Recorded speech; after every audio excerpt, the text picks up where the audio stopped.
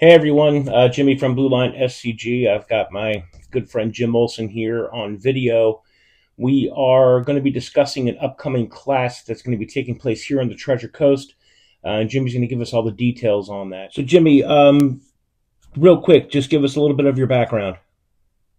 So I've been a police officer, recently retired for the past 34 years. Most of it was on the Treasure Coast. I worked with Florida Atlantic University as well as a lieutenant. My specialties fall under that training cadre. So I was in charge of the training division on the Treasure Coast for about 17 years.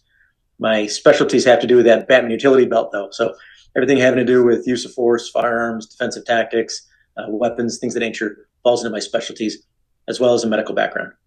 So I'm delighted to say Jimmy actually trained me throughout my career, and also we've worked together on several occasions, training clients. His training techniques are bar none the best I've ever had in my life. So we're really pleased to announce that he's going to be coming back down. He's going to grace us with his presence, coming back down from Tennessee to do a training course here coming up in October. What are those dates again, Jim? So on the fourth is going to be the pistol class with third party protection consideration and team tactics. And on the fifth, we're running two classes.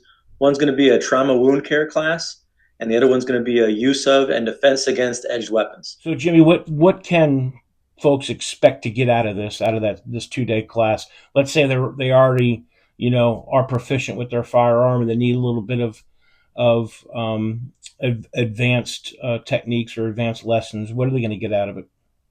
Right. So what this class is designed for is it's designed for what we call team tactics for real world. Not the military, not the police things, but you and I.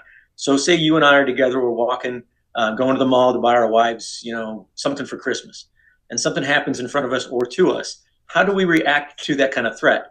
And the idea is going to be is we're going to run threefold aspects. One is that you and your friend are equally skilled with firearms, and you're going to use those to defend yourself. And whose job is it to engage and things of that nature. And then the other one's going to be is totally oblivious to what's going on, and you have to do everything on your own.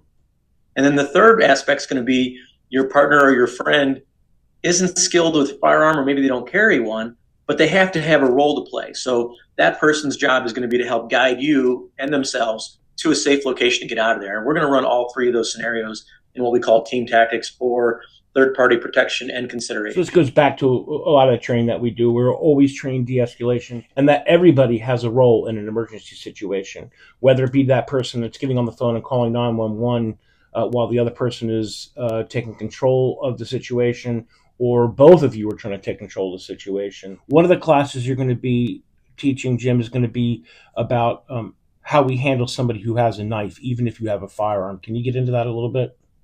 Yeah, so the trifecta, if you will, of these three classes, they all kind of blend together.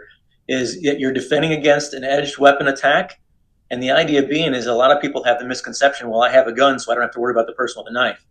The problem is that that knife attack usually happens at very close distances, and in most cases, I can demonstrate in my firearms classes that I can deploy my knife faster than most people can actually grab their own weapon, let alone get it into the fight.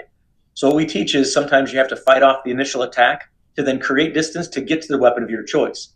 So we go ahead and do that as far as dealing with the common angles of attacks and situations.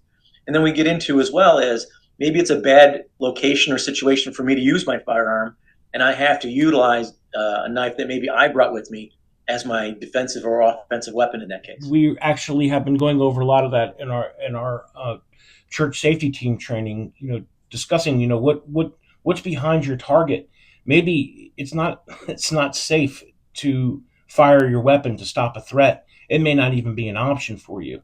So Right. this type of training is going to get you to think beyond that, of actually just firing your weapon to stop the threat. That you may have to go hand to hand. Absolutely. And that's what we're going to cover. We're going to cover defending against a knife attack, and then we're going to cover utilizing a knife as your primary weapon in a lethal situation. Jimmy, you're also the third class you're going to be teaching is going to be a trauma care class. Can you explain what people typically die of in an incident that takes place, even if it's a mass shooting? Yeah, so the majority it statistically says that 60+% of preventable deaths happen due to the loss of blood. So our job is to go ahead and stem that by either wound packing, putting a tourniquet on, applying a chest seal, and then prolonging that life until advanced care can get to you, so we can get the rescue guys to take you to the hospital. But we have to do our part in the beginning, because it doesn't take long for the human body to bleed out. Statistically, by the book, it says 3 to 5. I'm here to tell you that when your blood's pumping and your adrenaline's going, you're looking at more like 1 to 2 minutes. And if our intervention's not taken right on, then you probably won't make it till the rescue guys get to you. Here's an opportunity for us to discuss something that we're all very familiar with, and that was the Mandalay Bay shooting that took place several years ago. We saw a lot of people with their shirts off who were leaving the scene after it was over. There was a lot of former and current military personnel who were there at that concert. And the reasons they had their shirts off is they were utilizing them as tourniquets. Am I correct in that? Yeah, so we see that not only do you have purpose-built tourniquets, which in the class we go over several of the popular models, but then we're also going to talk about improvised tourniquets, and make something out of the environment that you have. Not only the Mandalay Bay, but the Boston bombings, the same thing.